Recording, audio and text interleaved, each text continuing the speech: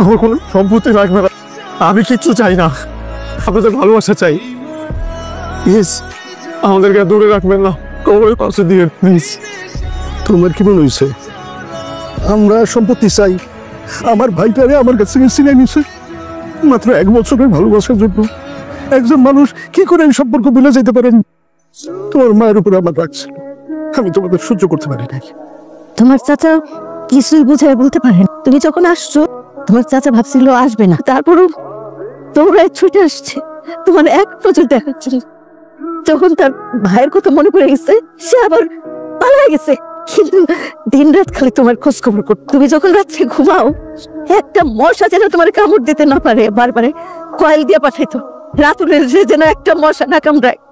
তোমার বাবা আমার এত আদর করতো, একদম বোনের মতো আদর করতো। সেই রাঙ্গা ভাইজান যখন লাশ হয়ে ফিরে আসলো তোমার মায়ের প্রতি আর তোমার প্রতি খুব অভিমান করছে।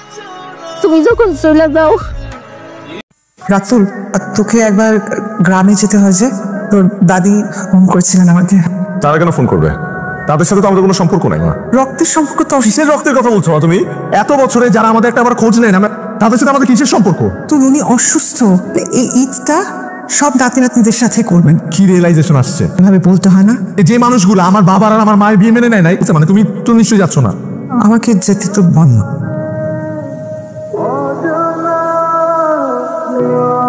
কোন জাহান্নামে যে পাঠাইলা, ছাগলের সাথে বসে যাচ্ছি। আর পৌঁছে আমাকে একটা কল দিবি। মা বাইরেও মেহমান লয়ে আইছি। দাও, কেমন আছো? আমি ভালো আছি, আপনি কেমন আছেন? সেই যে ছোটবেলায় তোর দেখছি কত বড় হয়ে গেছিস, এত বছর পরে কোত্থেকে নাজিল হয়েছে? আমগো যে জমি জমা ভাগাভাগি হইব এই খবর ঢাকা পৌঁছাইলো কেমনি? তো ছোট চাচার মাইয়া কামাই না আসেন তো। দাদি কোথায়?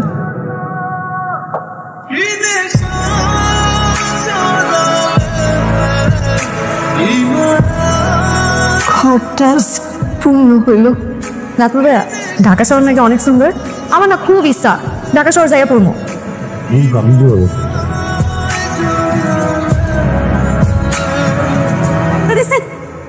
ভালো লাগছে? বেশি ঝাল আসছে। রাত্রিবেলা ওর জন্য আলাদা করে ঝাল কম দিয়ে তরকারি রান্না। রোজার দিনে 10 জনের জন্য 10 রকম রান্না করুন, যুদ্ধ লেগে গেছে। তো আমি তোর অ্যাড দিতেছি, তুই আমার ই কর, অ্যাকসেপ্ট কর। প্রোফাইলের নাম কি? অ্যান্সার চালু। তুই তো আমার ওল্ড লিস্টেই আছো। কেন ভাই? আর ছবি তো এরকম ভালো। আসসালামু আলাইকুম। বাপের ফোন দিছিলি? উল্টা আরো রাগ করছে। তা তো তোলা আর কি আছে, আমার যখন ইচ্ছা তখন আসবো। ওই নিয়ে আর পারলাম না। আসসালামু আলাইকুম।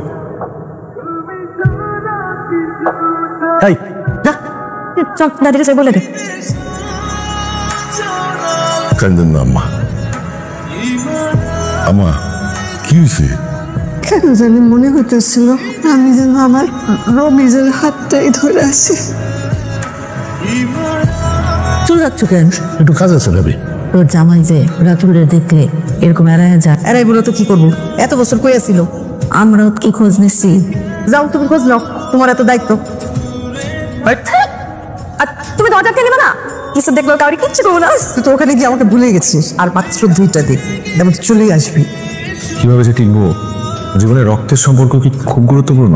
কিন্তু মানুষগুলো অদ্ভুত। আমার কষ্টে কাঁদে, আমি হাসলে হাসে, আনন্যাচারাল ফিল হয়। কি চাষির লাগে কথা কও না? চাষি সালাম আলাইকুম। চাষি কিন্তু আসলে অনেক সুন্দর। আমি রাখি, পরে ফোন। রাতুল ভাইয়া, তুমি আসলেই অনেক সুন্দর। রাত্রে এখানে তাকে ঠিক না, সাক্ষরের ভয় আছে। ঠান্ডা লাগবে, ওষ করতেছে।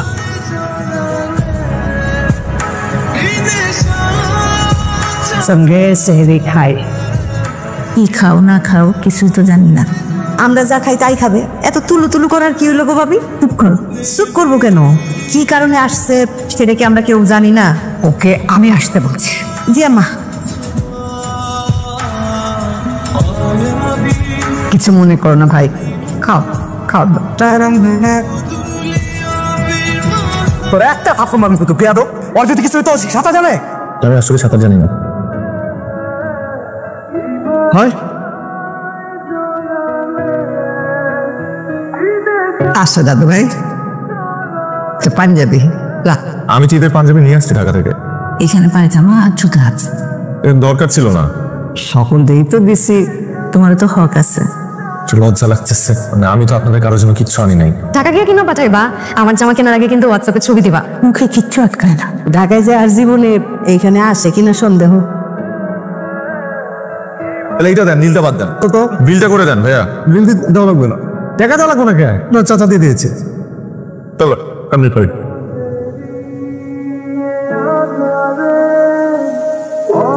তো দেখে আছি কল দিতে ভুলে গেছিস। সমস্যাগুলো আগের মতোই আছে। ঈদে জামা কাপড় কিনে দিছে মা, এই প্রথম। আমিও কিনে দিছি। টাকা পেলি কোথায়? কিন্তু মা, আমার একটা টাকাও দিতে হয় না। ছোট চাচা দোকানদারকে আগেই টাকা দিয়ে রাখছিল। তুই না বললি উনি তোকে দেখতে পারে না? আমি তো তাই জানতাম। ঈদ করে রওনা দিব। জামা কাপড়গুলো পছন্দ হয়েছে? একটু খ্যাত আর কি।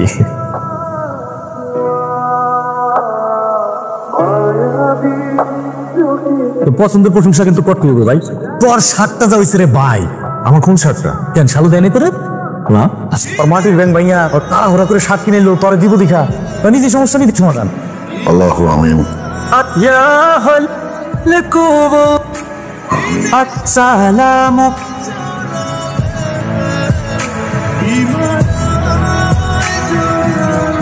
শালু একা একা বসে আছো যে, মন খারাপ? এমনি বসে আছি। আয় আমার লগে। হ্যাঁ আমার লগে। জানি না তুমি যে আসছো, আমি অনেক কাঁদতেছেন কেন? এটা ওর বাড়ি, ও যখন মন চায় তুমি আসবা। নাইদা, রবি কই? সে কাজে গেছে। ও জানে না আজকে রাত চলে যাবো। তো সেই জন্য কি উনি পৃথিবীর কাজকর্ম বন্ধ করে ঘরে বসে থাকবো? আমাদের কথা মনে থাকবো তো বাবা, খুব মনে থাকবো।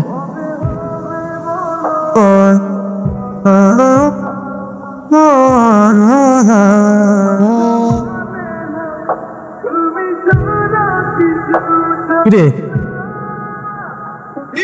এটা তোমার জন্য কিনছিলাম। এমন খ্যাত শার্ট তোমার ব্যাপার, নিবা নাকি নিবা না? আসি।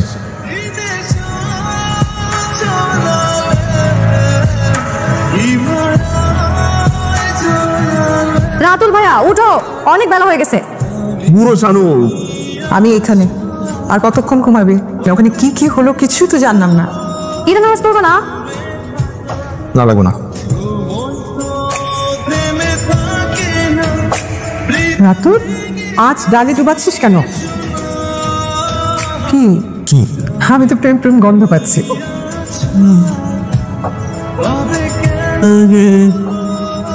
খাবি না? খিদা লাগে। কেন খিদা নেই? বললে হাসবা। দাদি বাড়ি মিস করতেছি।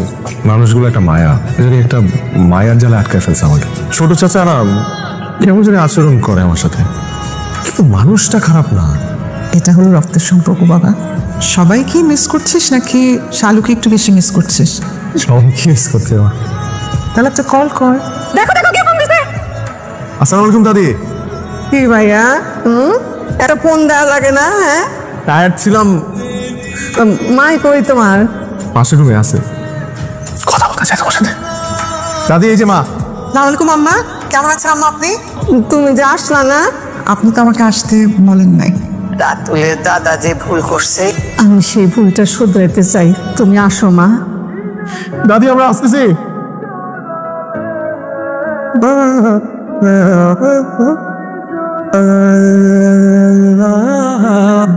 সেই তো সবকিছু মেনে নিলাম। এসব কথা বাদ দেন। আপনার জন্য আমি শাড়ি টেনেছি। শাড়ি কাপড় দিয়ে সবার মন জয় করতেছেন, সম্পত্তি জয় করার জন্য? চুপ কর। না, এটা কি ভুল কিছু বলছে? এখন হঠাৎ করে সাহায্য বুঝিনা কি জন্য আসছে? আব্বাই রমিজের কোনো সম্পত্তি লিখে দিয়ে যায় নাই। আমার যা কিছু আছে বিষয় সম্পত্তি, আমি সবকিছু ওদেরকে দিয়ে যাব। সম্পত্তি নিতে তোমার কোনো আপত্তি নেই তো? এই সম্পত্তিতে তো আমার কোনো অধিকার নেই। এখানে আসার আগে আমি সম্পর্কের ভ্যালু বুঝতাম না। ঢাকায় বড় হয়েছে বাবাকে ছাড়া। কি পাশের ফ্ল্যাটে কে থাকে এটাই আমি জানি না। দাদির কথার কারণে আমি এখানে আসি। তারপর থেকে আমি বুঝতে পারি একটু একটু করে যে মানুষগুলো আত্মার মানুষ। আমার খাওয়ার টেবিলে যখন ঝাল লাগে তখন প্রত্যেকটা মানুষ অস্থির হয়ে যায়। দুষ্টামি করতে করতে আমি পুকুরে পড়ে যেতে দিয়েছিলাম না, যাই এখন আমার ভাই রকি পানিতে ঝাঁপ দিছে। এগুলো তো আমি কিছু বুঝতাম না কখনো। বাবা মারা যাওয়ার আগে একটা জিনিস অনুরোধ করে গেছে, সে তার আপনজনদের পাশে থাকতে চেয়েছিল। দাদি আমার অধিকার তো কম। আজকে প্রথম তোমাকে দাদি বলে ডাকলাম। আমার কোনো সম্পত্তি লাগবে না, আমি কিচ্ছু চাই না, আপনাদের ভালোবাসা চাই। প্লিজ আমাদেরকে দূরে রাখবেন না, কবরের পাশে দিয়ে প্লিজ। তোমার কি মনে হয়েছে আমরা সম্পত্তি চাই? আমার ভাইটারে আমার কাছ থেকে ছিনিয়ে নিছে মাত্র 1 বছরের ভালোবাসার জন্য। একজন মানুষ কি করে এই সম্পর্ক ভুলে যেতে পারেন? তোমার মায়ের উপরে আমার রাগ ছিল, আমি তোমাদের সহ্য করতে পারি নাই। তোমার চাচা কিছুই বুঝায় বলতে পারেন। তুমি যখন আসছো তোমার চাচা ভাবছিল আসবে না, তারপরও দৌড়ায় ছুটে আসছে তোমার এক নজর দেখার জন্য।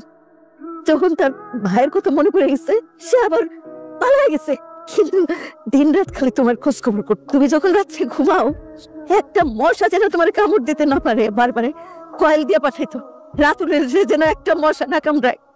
তোমার বাবা আমার এত আদর করতো, একদম বোনের মতো আদর করতো। সেই রাঙ্গা ভাইজান যখন লাশ হয়ে ফিরে আসলো তোমার মায়ের প্রতি আর তোমার প্রতি খুব অভিমান করছে।